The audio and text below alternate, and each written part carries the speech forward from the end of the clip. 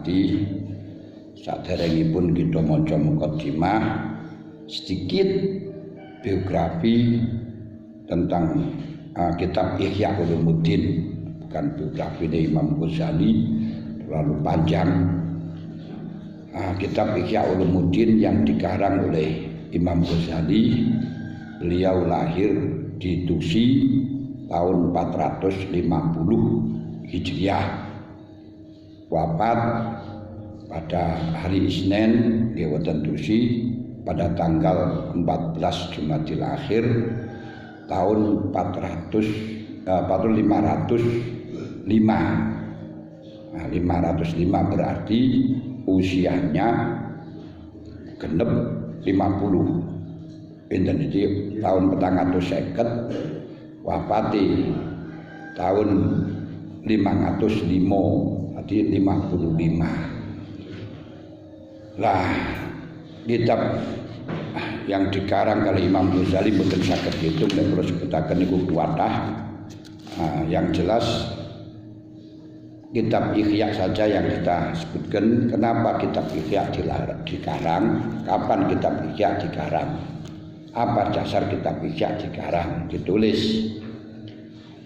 Beliau mulai tertarik untuk nulis kitab Ihya Ulumuddin niki pada tahun 486. 486 dan sanadnya guru-gurunya sampai pada Rasul saya dapat, tapi ini juga harus semuanya orang tahu sanadnya beliau, karena beliau mazhab kita di dalam tasawuf, mazhab Ahlussunnah wal Jamaah di dalam masalah tasawuf. Makanya kalau Ahlussunnah wal Jamaah enggak ngaji kitab Ihya, jadi mazhabnya melok Imam Ghazali di dalam tasawuf, nah niku nggih lucu. Terus sampean melok mazhab Imam Ghazali dan kitab tasawuf Imam Ghazali yang mana kan ngoten to mestine. Nah niki harus tahu.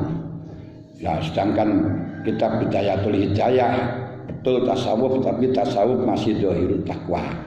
Kalau di dalam sini sudah zahir batin sudah dikumpulkan di dalam kitab Ihya Ulumuddin.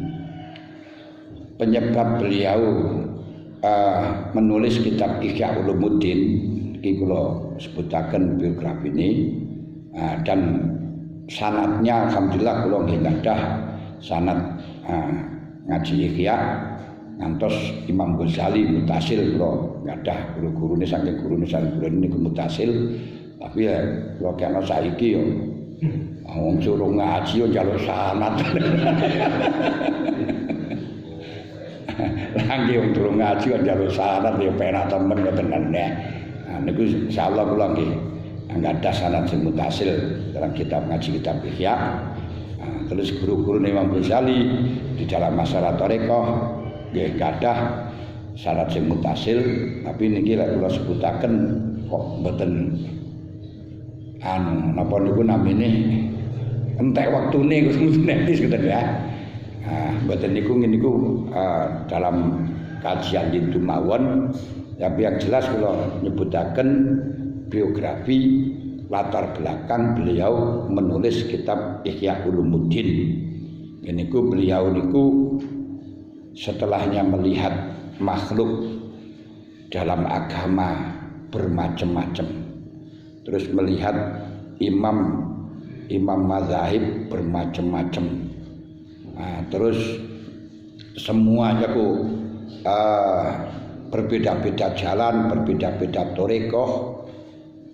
Sedangkan yang selamat hanya sedikit, namun keseluruhannya selalu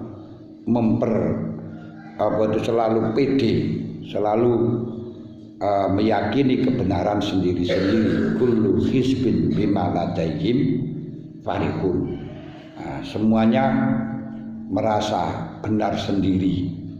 Akhirnya Imam Ghazali walam azal fi unwani syabi mudrohatul buluk qabla bulughil isrin ila anafa asinna alal khamsin abtaqi mulujadal bakhr.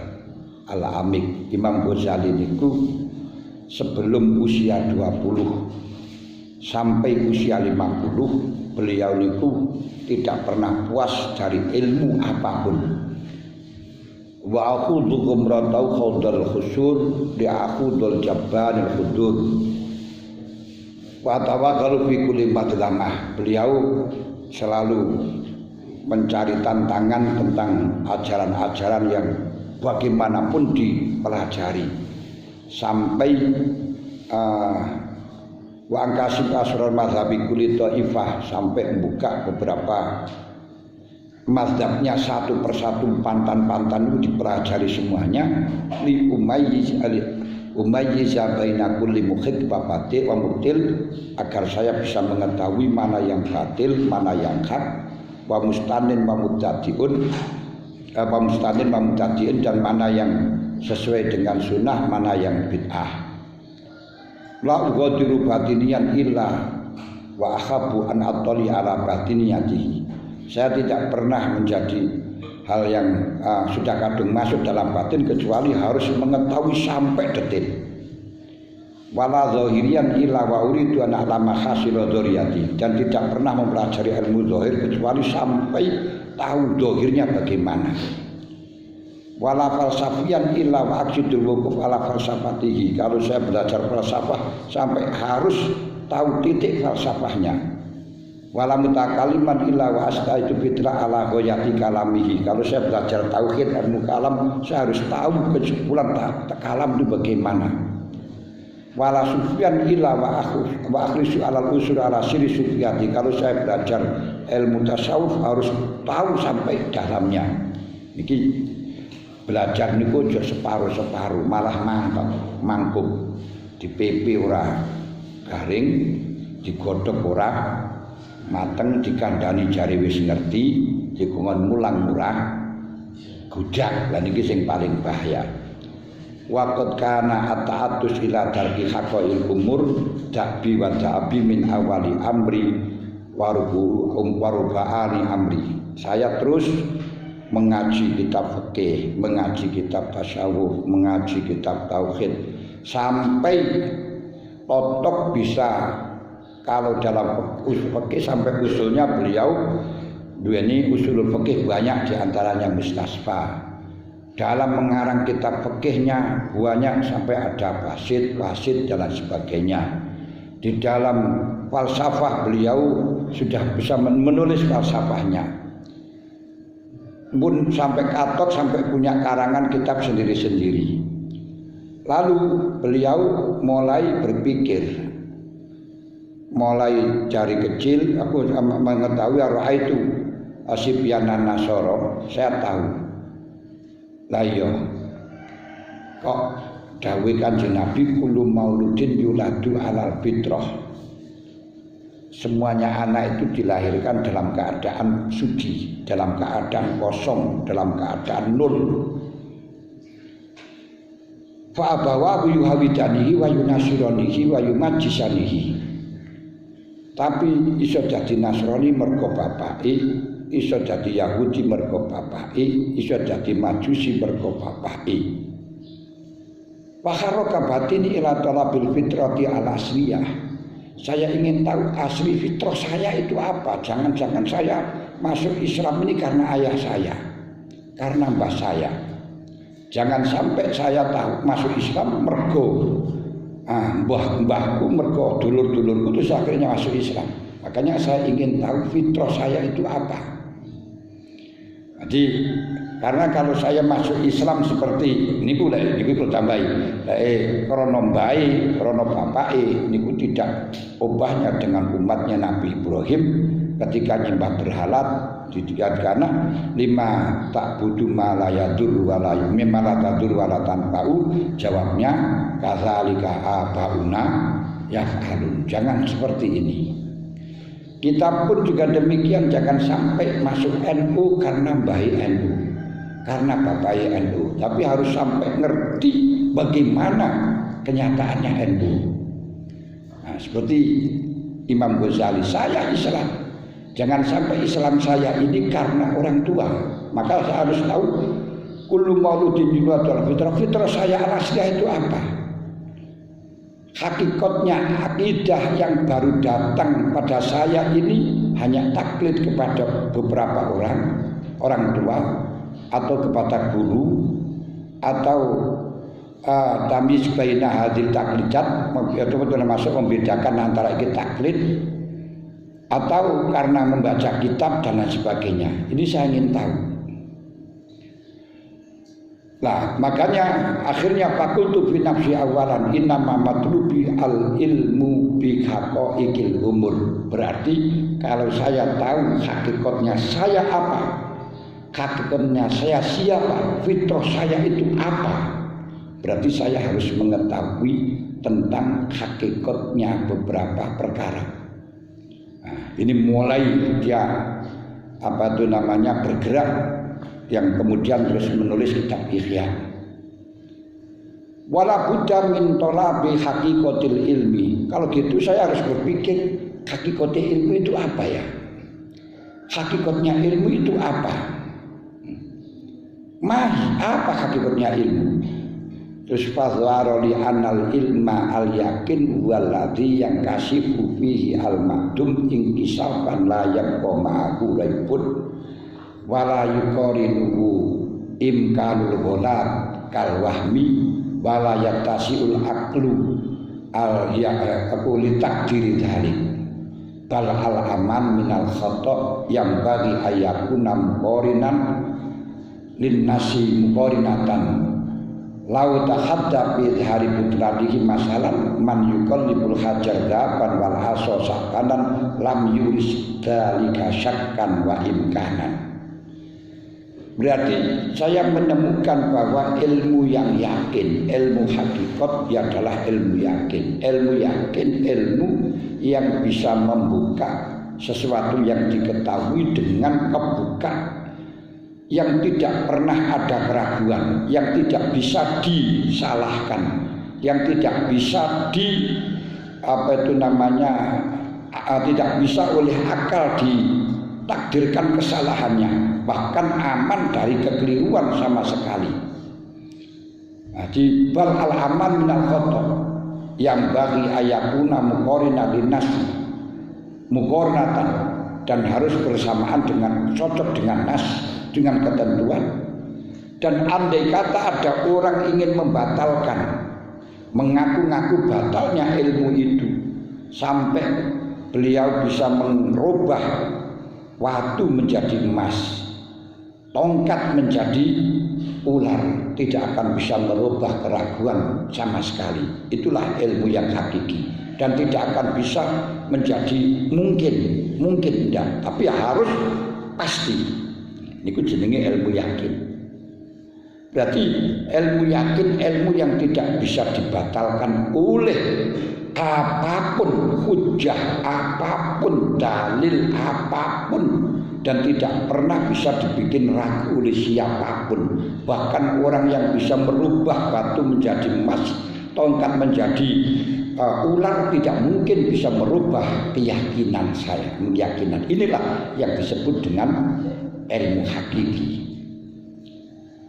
Contoh, fa ini za'alim tu anal asroh aksara minal wahid lau qala liqa'il al wahid aksaru minal asroh bidalilin anni uqallibu hadzal asroh sama sakanan wa qalbuha wa qallabaha wa syahadu zalik minhu lam asyqa fi ma'radin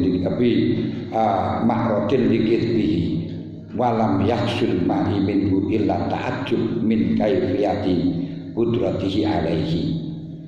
Nah, contoh saja,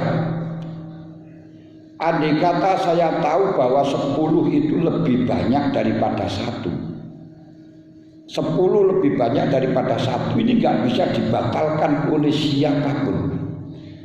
Andai kata satu orang mengatakan bahwa 1 lebih banyak daripada 10 dengan dasar tongkat saya ini bisa menjadi ular beribu-ribu, dan dia bisa mengganti teman-teman. Betul, tongkatnya bisa menjadi ular banyak. Saya menyaksikan Saya bisa menyaksikan langsung melihat. Saya tidak akan ragu di dalam pengetahuan saya bahwa pengetahuan saya bahwa 10 lebih banyak daripada 1. Dan saya tidak akan pernah bisa dibohongi oleh sesuatu semacam itu. Hanya yang ada utak ajub, hanya hamok-hamok. Ya bagaimana kok dia mampu tongkat 1 bisa menjadi ular 1000. Tapi tidak bisa merubah keyakinan saya bahwa 10 lebih banyak dari 1. Ini loh yang disebut dengan hakikatul ilmi, atau istilah ini kita memiliki yang disebut hakikatul ilmi, ilmu yakin. Wa masak lima alim tuhu fala. Kalau keraguan tentang pengetahuan saya 10 daripada 1 tidak akan pernah hilang. Hanya saja summa alimtu annakulla ma la a'lamu ala hadzal wajhi wa la atqadihi min hadzal naw min al-yaqin fa huwa ilmun la sifata bihi. Setelahnya itu baru saya mengerti bahwa semuanya ilmu-ilmu yang saya ketahui yang tidak saya ketahui dengan cara yakin semacam ini, itu bukan ilmu yang bisa dipertanggungjawabkan, bukan ilmu yang aman untuk diperagukan. Mulane cara imane sing iyul-iyul. Wa kullu ilmin la amana ma'ahu laisa bi ilmi yakin. Kalau ilmu tidak aman masih bisa dibatalkan, berarti ilmunya masih tidak disebut dengan ilmu yakin. Lalu setelahnya dia berpikir semacam itu, summa fatastu min ulumin fawajatu nafsi adilan. Terus saya pikir ilmu saya mulai dari ilmu falsafat, ilmu fikih, usulul fikih, ilmu kalam, ternyata kosong semuanya, tidak ada ilmu bagiku. Kenapa? Kenyataannya ilmu fikih masih bisa dibatalkan. Katakan saja kalau Imam Syafi'i mengatakan tidak bisa menghilangkan najis kecuali dengan air, Abu Hanifah mengatakan tidak harus dengan air. Katakan saja menurut Imam Syafi'i mengatakan asu itu najis mughal atau harus dibasuh dengan kali 7. Imam Malik mengatakan tidak najis walaupun harus dibasuh dengan 7. Katakan saja kalau sholat witir itu adalah wajib menurut Abu Hanifah, menurut Imam Syafi'i hanya sunat muakkad bukan wajib. Semuanya bisa dibatalkan.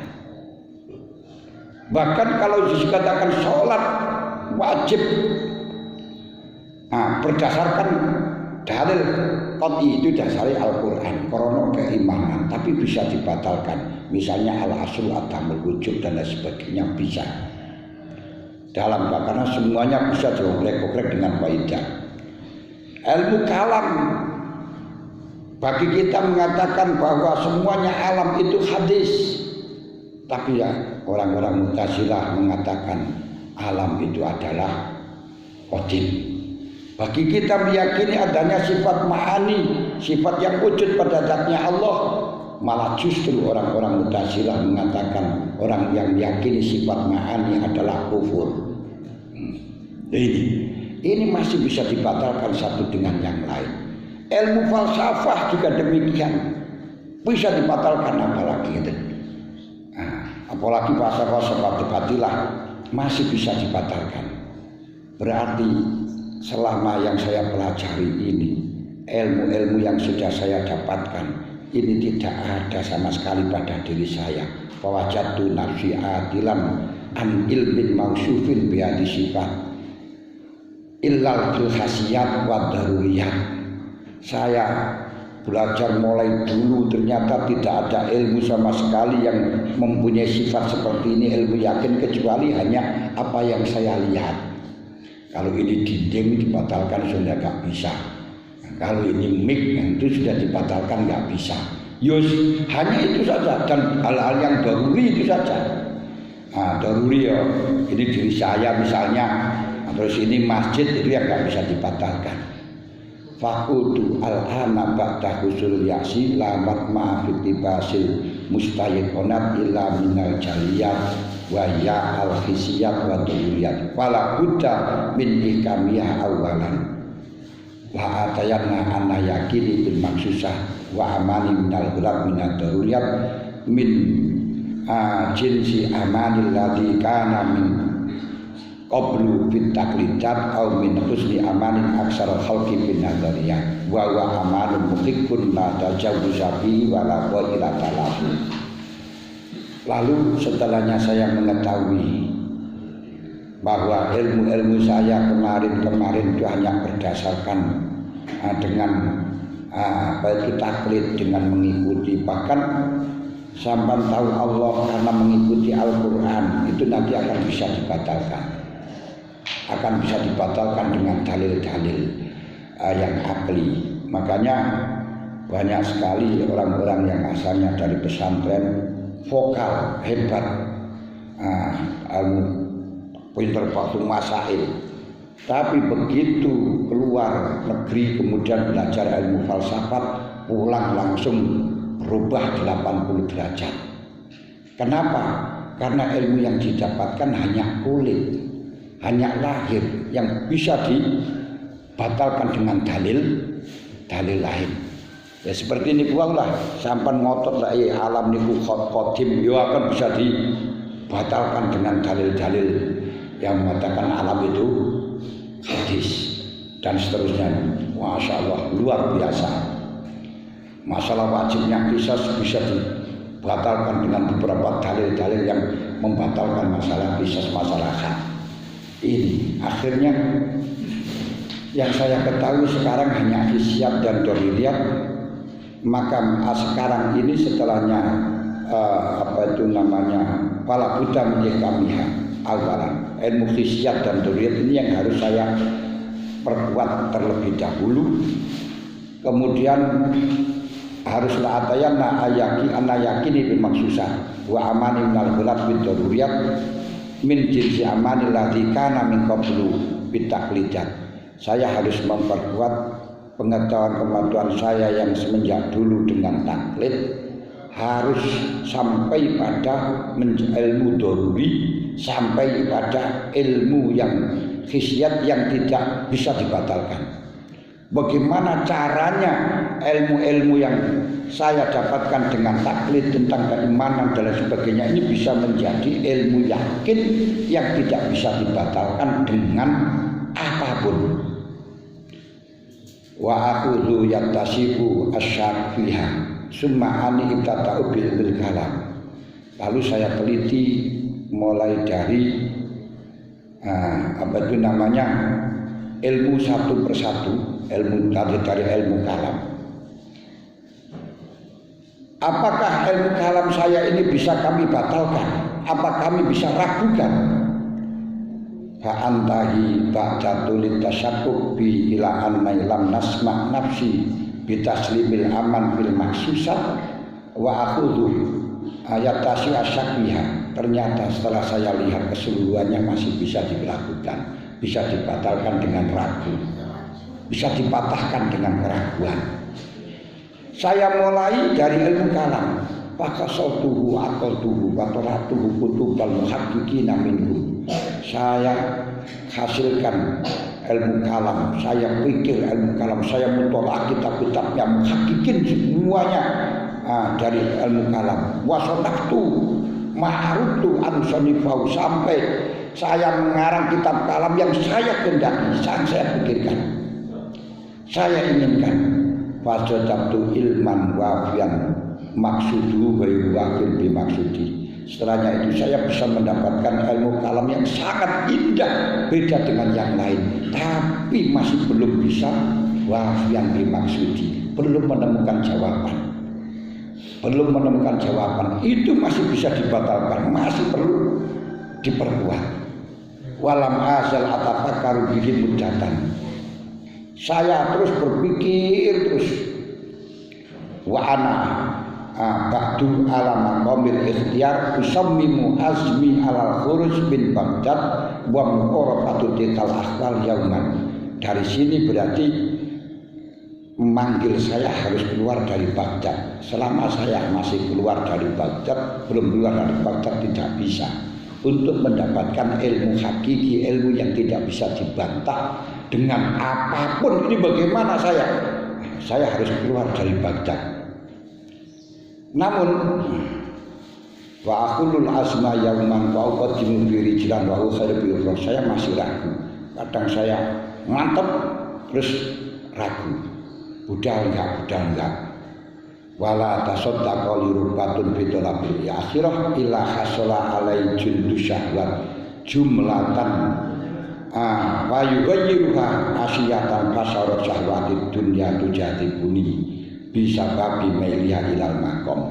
Ketika saya sudah tekad bulat untuk menuju dhateng akhirat, ate budal nang akhirat wis ora mikir urusan dunya tinggal kabeh. Tapi begitu saya masuk dan tanah niku syahwat selalu merubah pada diri saya sehingga syahwat dunia menarik saya karena masih menghadapi atau ingin mendapatkan makom. Wa munadil iman yunadi sementara keimanan lubuk hati saya selalu mengundang ar-rahil kamu berangkat. Falam yakum minal umri ila qalil, usiamu tinggal sedikit, segera berangkat, sudah katakan. Ini sudah usia 30 lebih. Nah, terus wa baina dzalika safar tawil wa jami'a anta bihi dal amal riya wa tahyil. Perjalananmu masih besar, perjalananmu masih panjang. Berangkat. Keseluruhan apa yang kamu dapatkan amal-amal mulia kabeh, kayaknya apa-apa nih misalnya. Karena dasar pemikiran tadi itu gak ada apa-apanya. Kamu berangkat. Wa ilam tasta'idal anil akhirah paman tasta'iddah. Paman tasta'iddu. Kalau kamu tidak siap sekarang, kapan lagi kamu akan siap? Wa ilam takto al-an hadil alaik fama tatakto'ulah. Kalau kamu tidak melempar keseluruhan halangan-halangan sekarang ini, kapan kamu akan membuangnya? Fa'in jazalika tanpa isyrubah wa yang jazimul amru alal haram wal biror.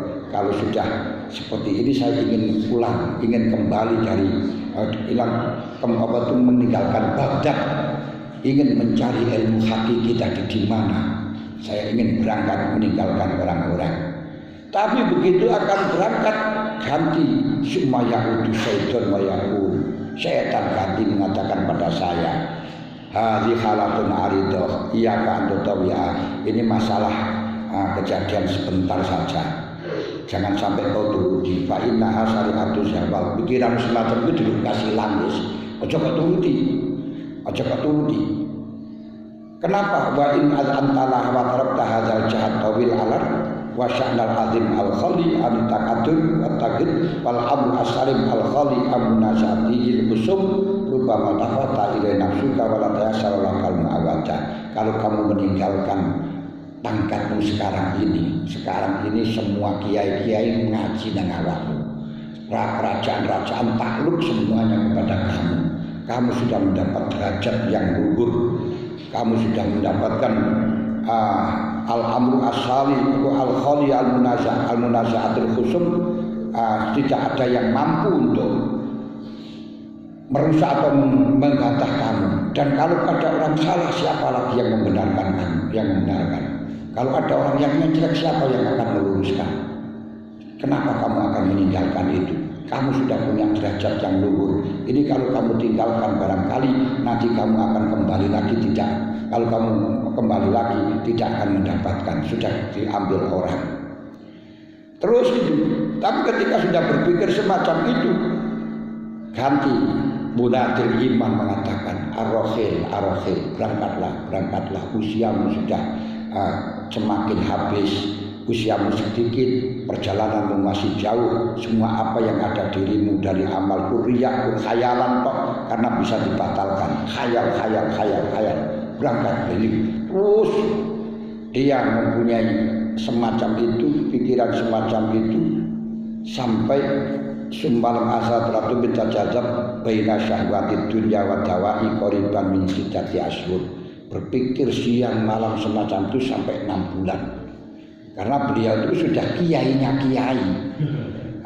Para ulama-ulama itu ngajinya nang Imam Ghazali.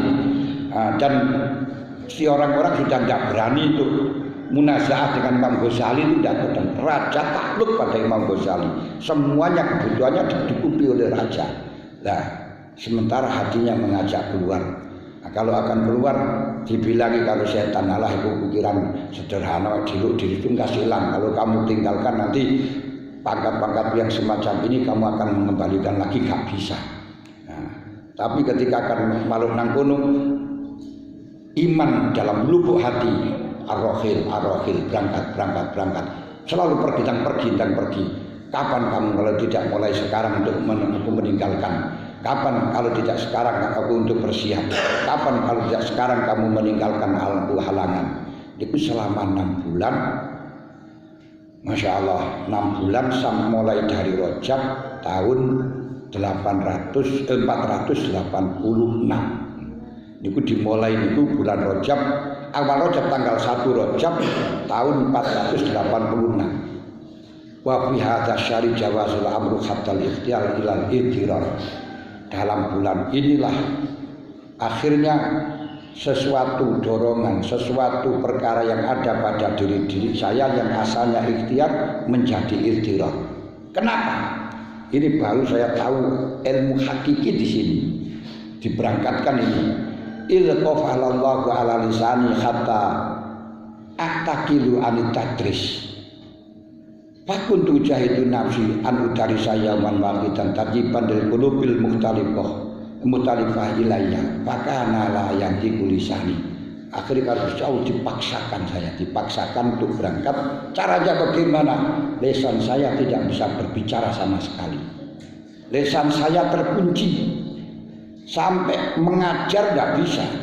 Fakuntu jahidu nafsi an udari saya man waqidan. Satu hari saja saya paksakan untuk ngaji dalam rangka tadjiban lil qulubil mukhtalifah ilayya, untuk menyenangkan santri-santri yang datang padaku.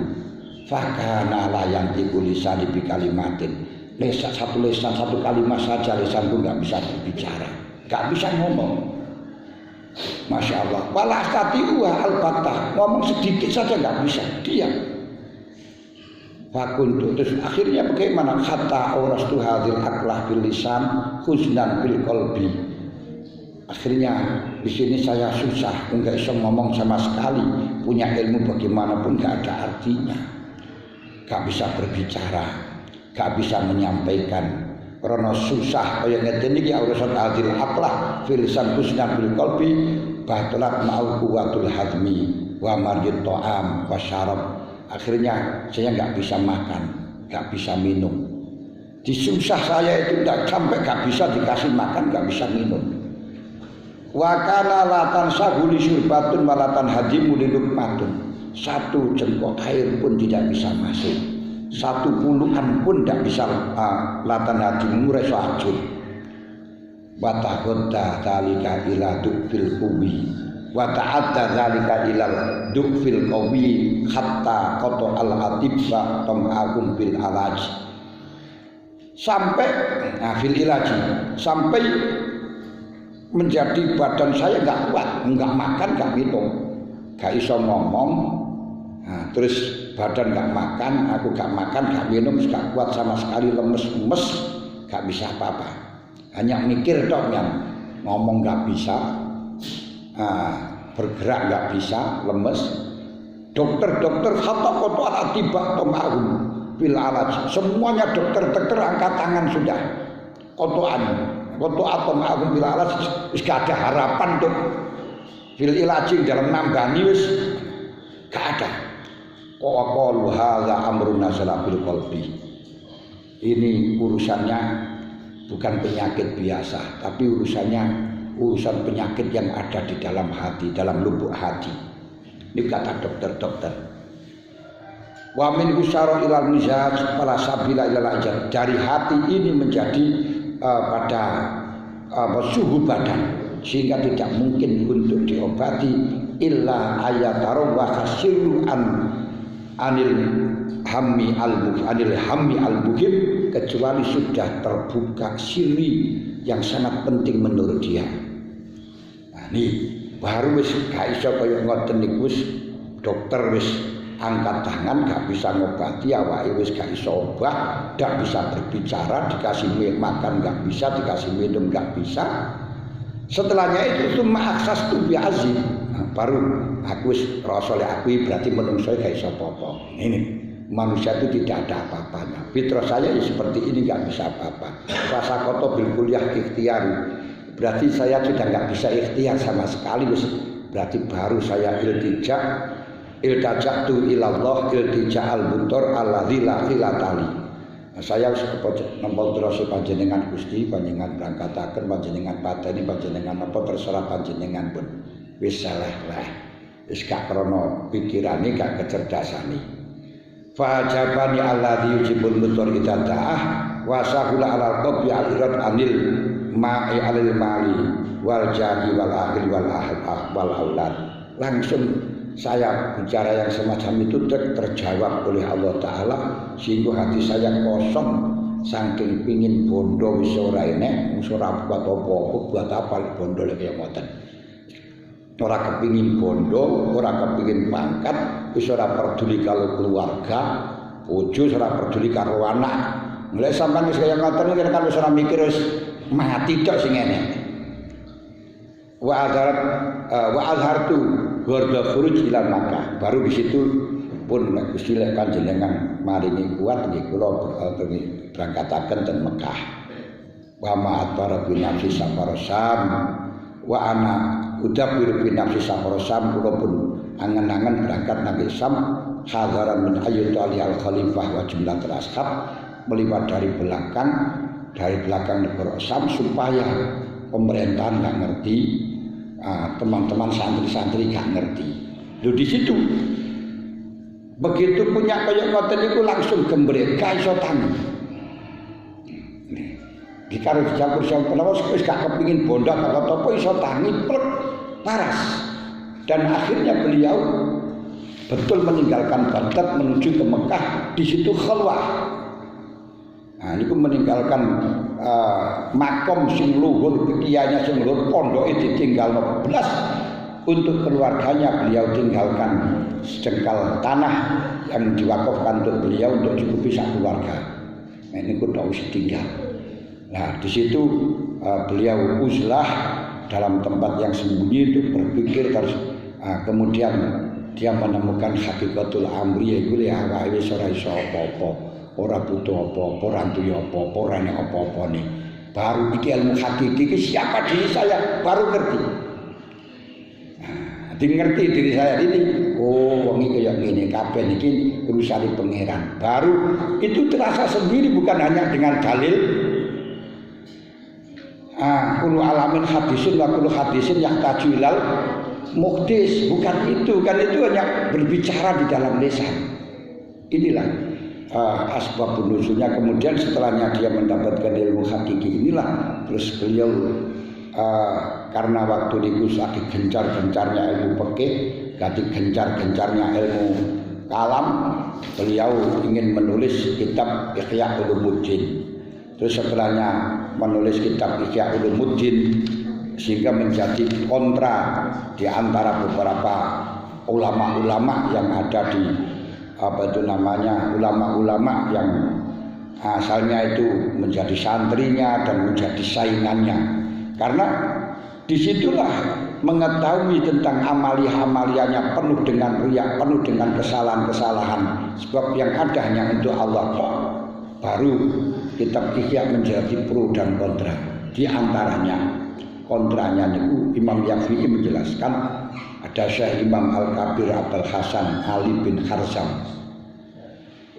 Al-Faqih Al-Masyhur Al-Maghribi, di mana waktu niku seorang alim fikih yang kondang sing bangsa Maghribi.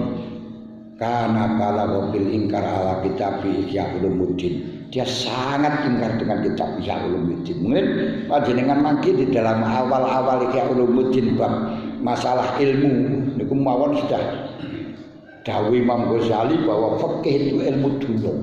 Mulane fuqaha niku ya ulama dunya. Itulah niki. Wah niku ngene. Apalagi masalah mujadalah dalam munadharah itu adalah penyakit yang sulit untuk dihilangkan. Kalau orang sudah kena penyakit semacam itu diobati angel kaya dene ngobati wong pikun, nglatih wong pikun, ngalatih larang wong pikun diajarane ngoten.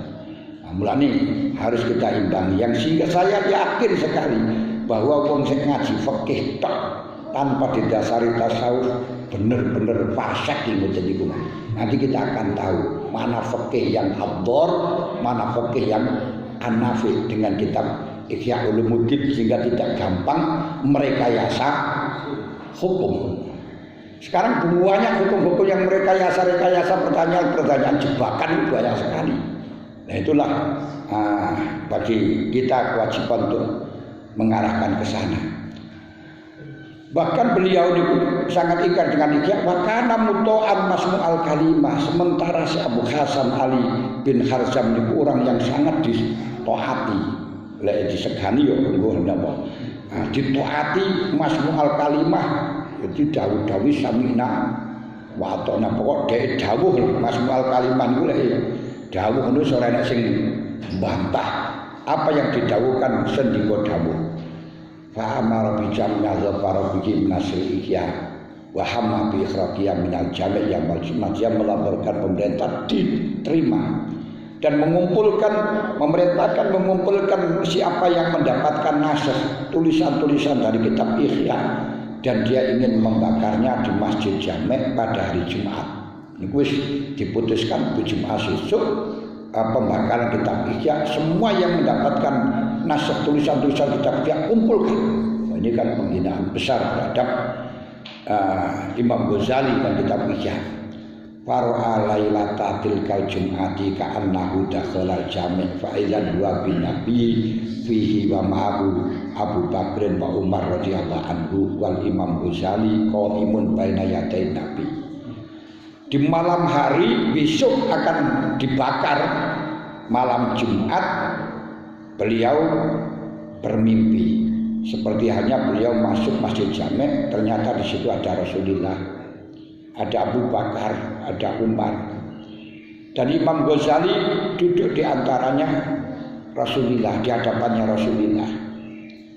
Falamma aqbala Ibnu Kharzamah qala al-Ghazali, ketika Ibnu Kharzam begitu Abul Hasan Ibnu Kharzam datang, langsung Imam Ghazali mengatakan, ya Rasulullah hadza khasmi, ini orang yang musuhi saya, orang yang tidak setuju dengan kitab saya ya Rasulullah.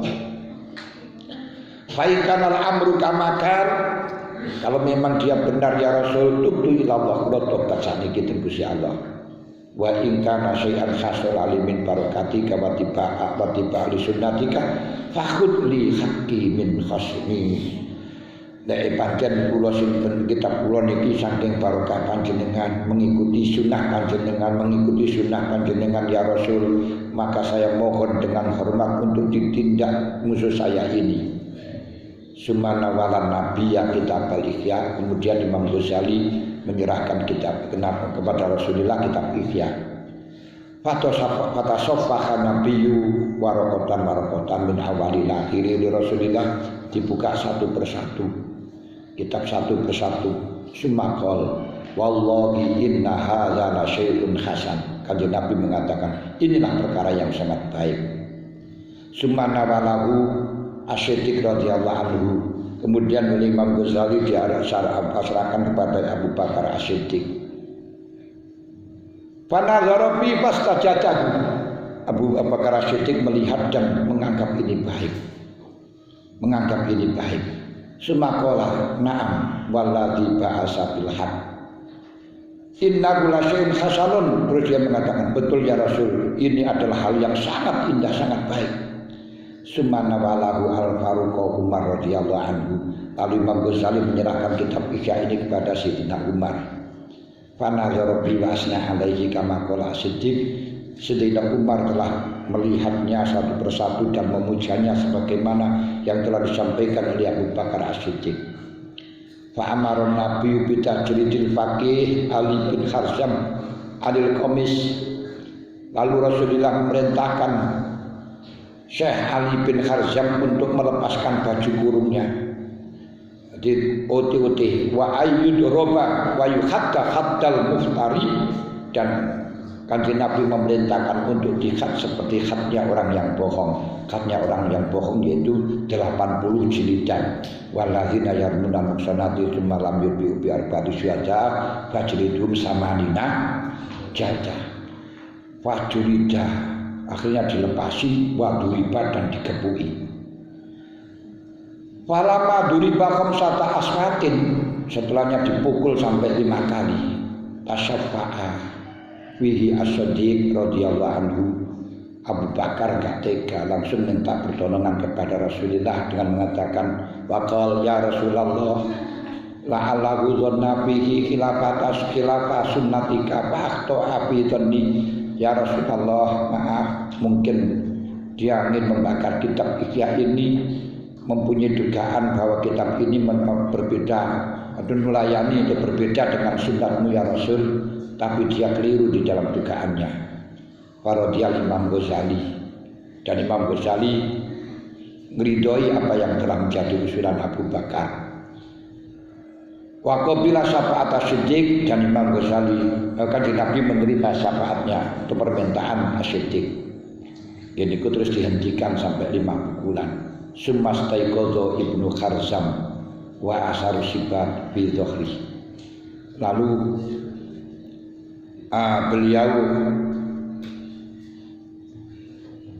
beliau niku terus napa niku namanya beliau tobatan melilir, istaqodo melilir, bangun, ternyata bekas cambukannya masih ada, Masya Allah. Wa alama ashabahu wa taba ilallah an ingkarihi alal Imam Ghazali. Kemudian dia itu memberitahukan kepada kawan-kawannya dan akhirnya tobat kepada Allah atas ingkar kepada Imam Ghazali. Wastaghfar.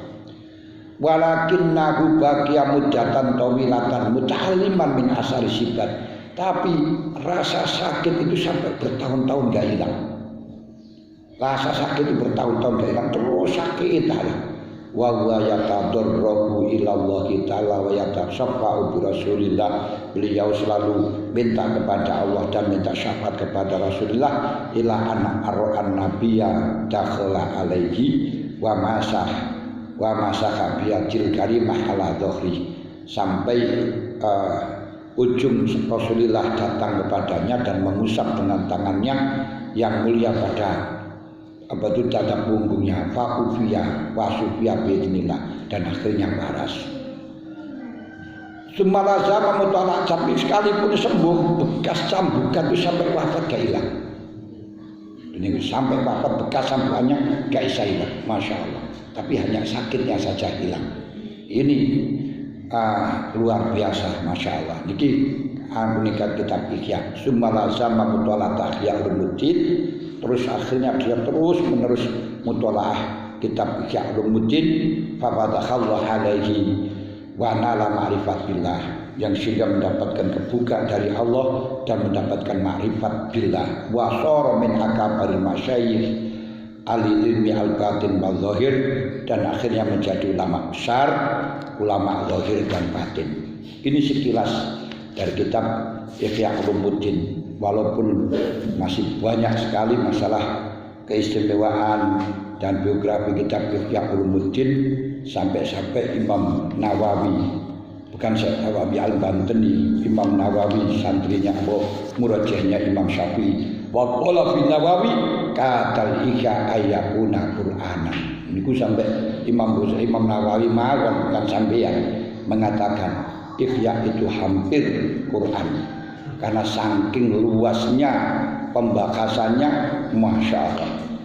Ini lah yang kalau kita sudah ngaji kitab Ihya dan sudah masuk merasa kenikmatan akan terus ketagihan. Itu ada kenikmatan yang luar biasa. Nah, makanya sampan teruskan di dalam ngaji kitab fikih, khususnya nanti kalau sudah bab masalah qalb, ajaibul qalbi. Kalau dari awal-awal ya masih banyak fikihnya, walaupun ada tasawufnya, tapi kebanyakan di dalam fikih. Namun untuk pertemuan ini yang asalnya saya mengajak langsung juz 3 yang membicarakan ajaibul qalbi, tapi beberapa permohonan minta dimulai dari juz awal saja. Rasane lega mantep ngono saka awal. Nah, nggih monggo. Ya cuman lek awal-awal niku sing kadang nggih sampai juz 2 niku apa itu namanya banyak fikihnya, tapi juga tidak murni fikih tidak murni fikih. Tapi kalau nanti pada juz 3 itu sudah yang dibicarakan ajaibul qalbinya. Untuk itu kita mulai, walaupun sedikit. Kalau kita gak mulai kan ya ini